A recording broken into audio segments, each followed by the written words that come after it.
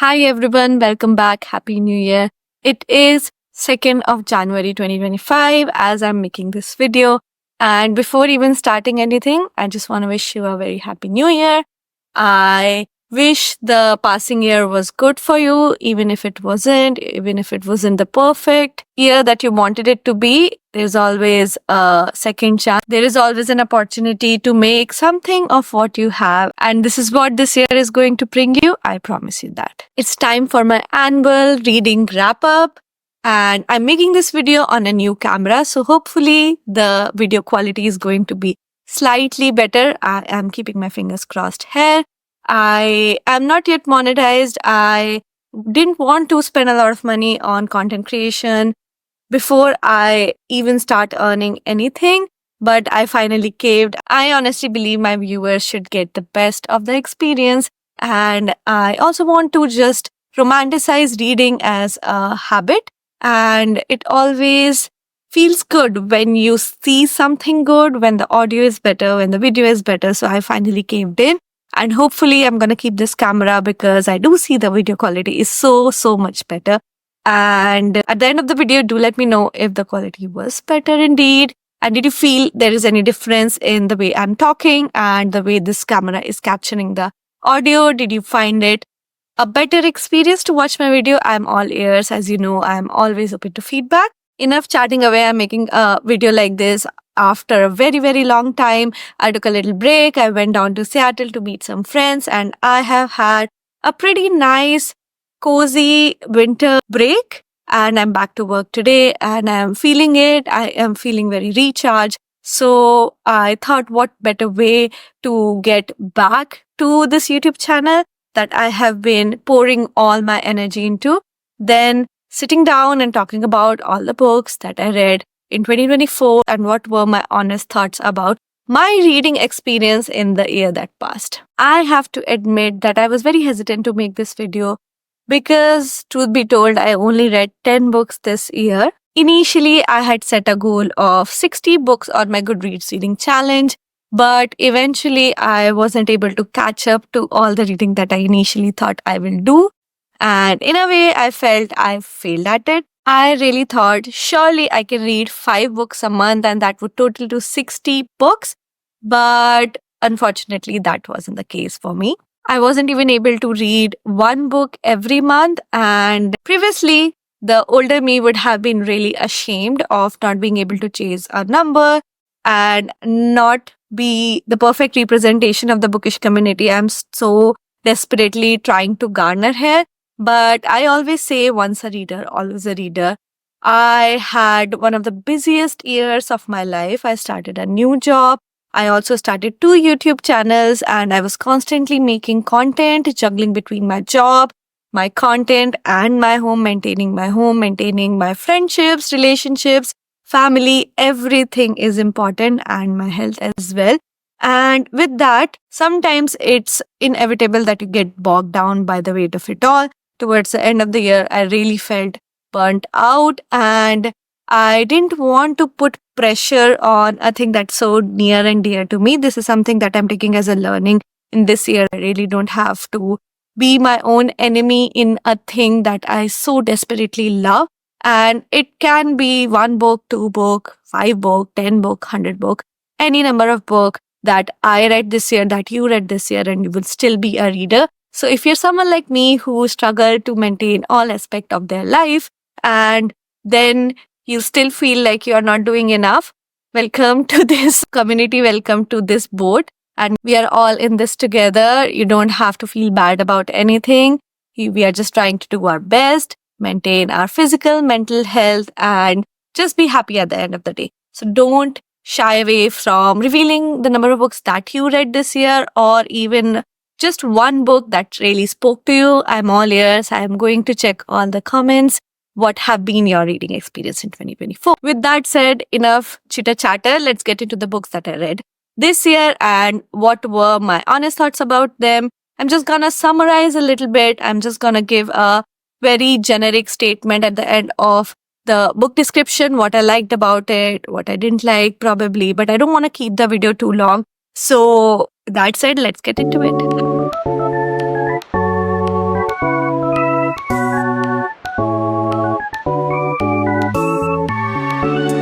Hi guys, welcome back to my YouTube channel. This is Pooja at A Book by the Window. First off, I'm gonna really thank you guys for subscribing to this channel. As I enter this new year, I have found myself being a spokesperson for this community of almost 5,000 subscribers. Yay, I never thought in my wildest dream when I started this channel in February. I have been active before, but I really lost touch when I was getting married around the same time last year, and I really stopped doing any content creation, making any YouTube video. Then I jumped back into it in February thinking, "Oh, let me just try getting back into reading." And it has been a wonderful journey. Thank you for giving me so much love, so much appreciation. I am always humbled to be a part of this community as you. I'm going to start with the first book that I read this year. I'm Glad My Mom Died by Jennette McCurdy. This memoir offers a very unfiltered and raw experience, raw account of Jennette's life as a child actress,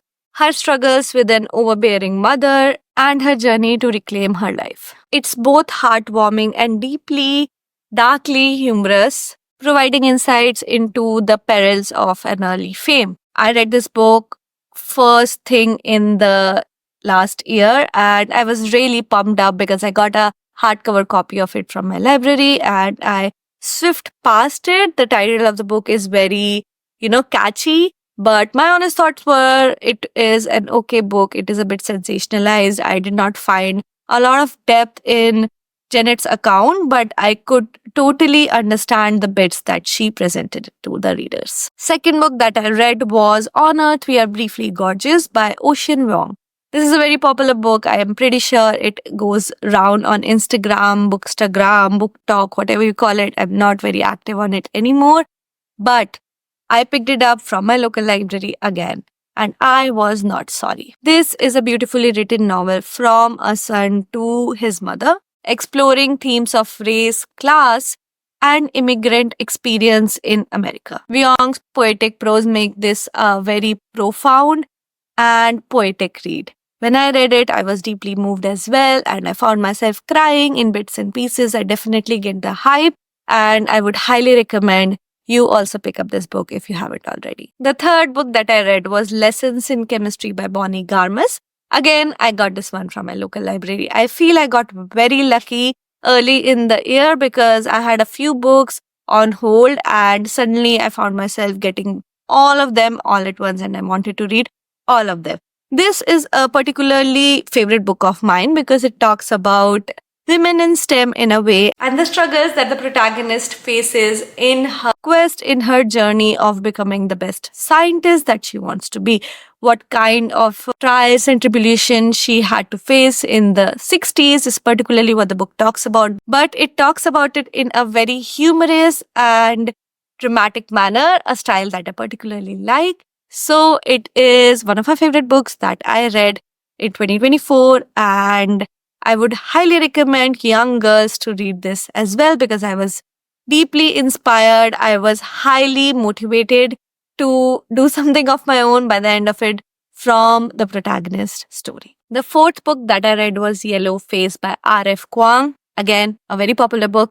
Again, a book that I got from my local library. I went into reading this book with a lot of enthusiasm because it is a very popular book, and the first page itself hooks you in. It's like a hook that pulls you into itself, and I particularly like murder mysteries. So there's something that happens in the first page of first chapter of the book itself. Then you are strung along because you want to know what happens in the story. What actually happens is a very popular author dies, and a not so popular author who was supposedly a friend of this dead author finds herself in the vicinity of her manuscript and she steals it. And then begins her journey to kind of takes shape, kind of, pretend that she is from the race that the story is from, and one lie leads to a lot of lies, and what is going to happen in the end, you will have to find out for yourself. I did find that this book was somewhat amusing in the first half, but in the second half, I lost slight interest. Even with that, I do get why the hype is so real. And it's like a movie, it's like a murder thriller, it's like a commentary on race and the racial divides, especially in the publishing industry. And I was really knowledgeable by the end of it because I got to know so many things that I already had a hunch about, because I used to do a lot of book reviews here and there, and after a while I did not like it for the very reasons that this book talks about. So I will recommend you also pick this one up if you are a staunch reader and if you want to know more about the publishing industry and the biases that still exist in our society. Fifth book that I read was Harun and the Sea by Salman Rushdie. It is a very small book, a very peculiar book. You would see me posting a lot of pictures of this book on my Instagram back when I was reading it. And if you want to subscribe, follow me on Instagram. That is also going to be on the description box below. But this is a very unpopular book, in my opinion. A lot of people haven't heard about this book, haven't seen this book. I don't know when and how I came across this book and I bought it. But to me, it is a small read. It is a very special read. When I picked it up, I thought it's going to be a short story book. And I like short story books. I like reading a lot of things packed in a small excerpt. But this did not turn out to be a short story read. It is actually the story about Harun, son of Rashid. And Rashid used to be an epic storyteller.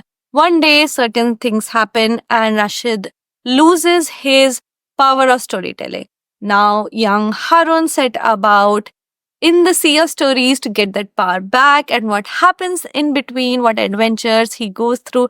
It is kind of like a TV show that we used to watch as kids. You know, you remember Hakim and other stories. It kind of reminded me of Alibaba and the 40 Thieves, all of these stories that we used to read as kids, and then we used to watch cartoons about also. It's just in story format, and I was able to visualize also, which is the best part about reading fantasy fiction books like these. Also about the writing of the book, you will find yourself in words that are peculiar, but you would identify if you are a native Hindi/Urdu reader, and I could identify them, laugh at them, and it's very funny how these words are made into characters in the book, in the story. Definitely a style that is very special to Salman Rushdie, and I haven't seen a writing like this in any other author. That is why he is class apart. So if you haven't read any Salman Rushdie book before, this could be a good start without feeling too overbearing. The other book by Salman Rushdie, Midnight's Children, is very overbearing, very thick, and if you're a beginner, if you are someone who is just wanting to get into reading, I wouldn't recommend The Midnight's Children, but you can pick this one up. The sixth book that I read was Tomorrow, Tomorrow and Tomorrow by Gabrielle Zevin. Again, this is a favorite book. I got it from my library. It was a hard copy. I got really lucky with these popular books and I got hardcovers of them. So I wanted to read them very quickly. This is a 450 pages book, I guess. And you would think of this as a thick book, one that you would struggle to finish. I found it, as opposed to my initial inhibition about getting into the book, I found it unputdownable. I was reading through it all.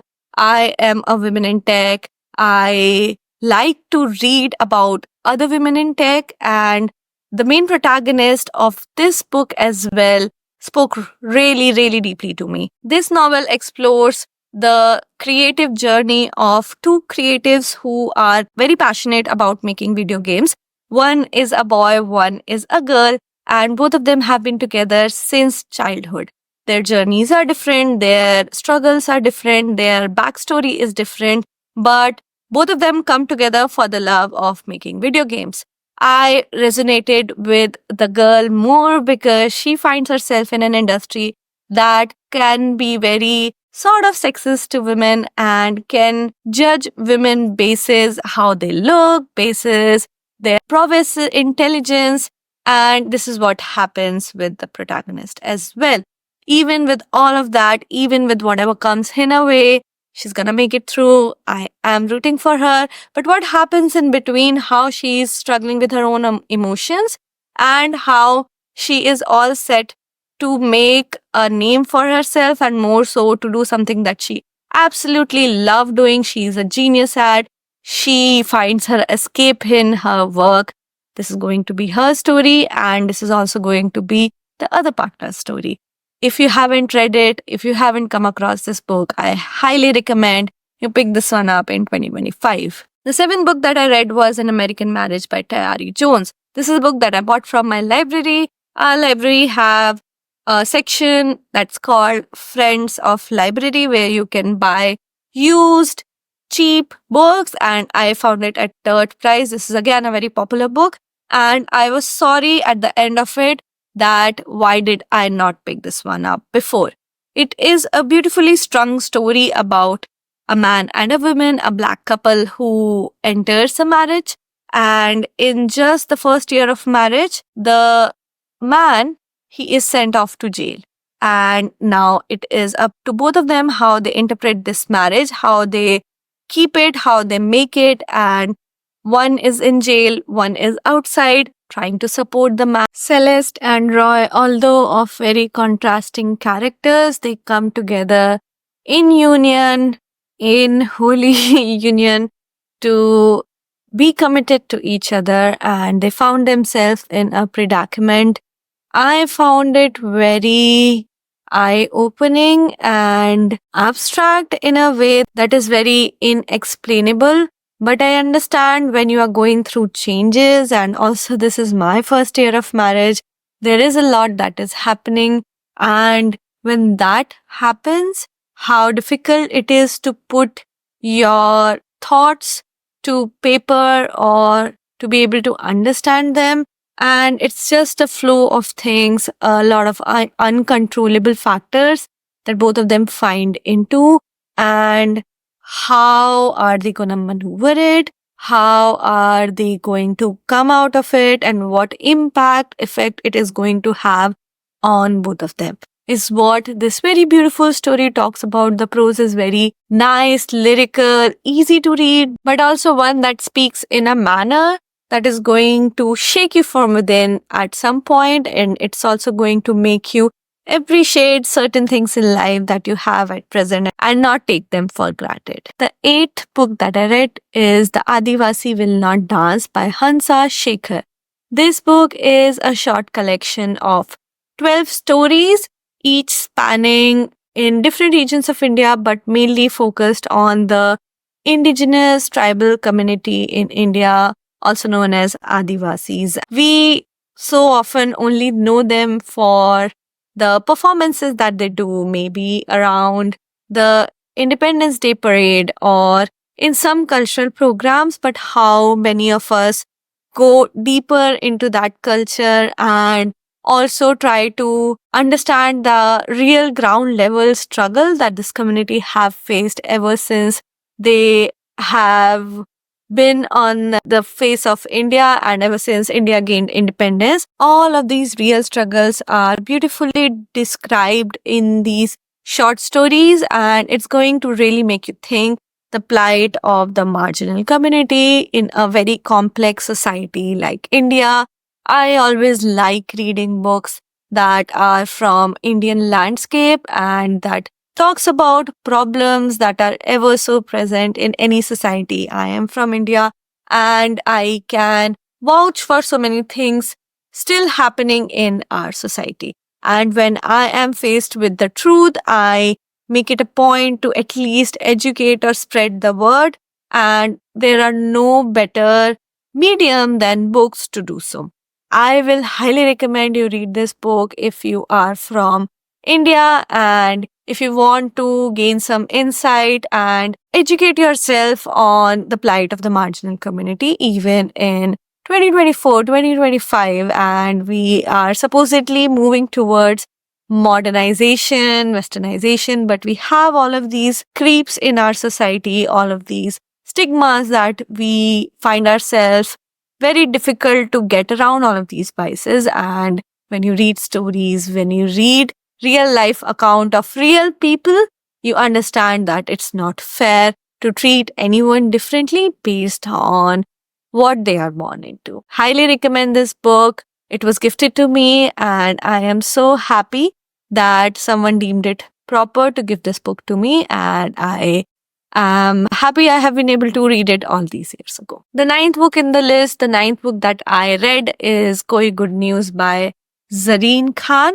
This is a book that I found lying around when I was back in India, and it is supposedly a rom-com Bollywood drama kind of a book. The story is about a young couple who are navigating their marriage and then their attempts to get pregnant, and how all of the aunties and the uncles and all the relatives, the cousins, are hell bent on getting them pregnant in a way.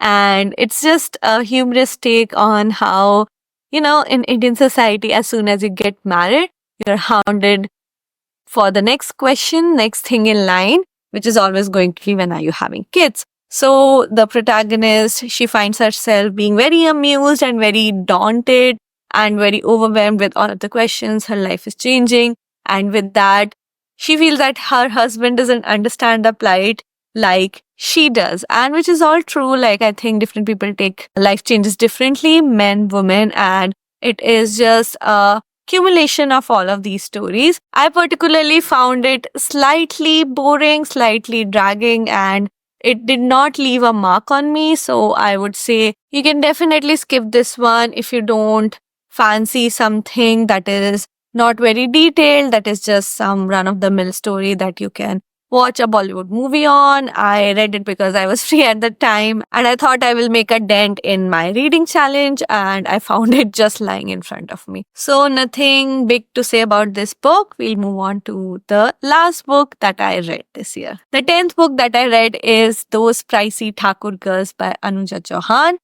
I did not know before posting so many stories on Instagram that Anuja Chauhan is such a popular author amongst girls in India. And I had so many conversations with you girls about how you loved Anuja Chauhan's book.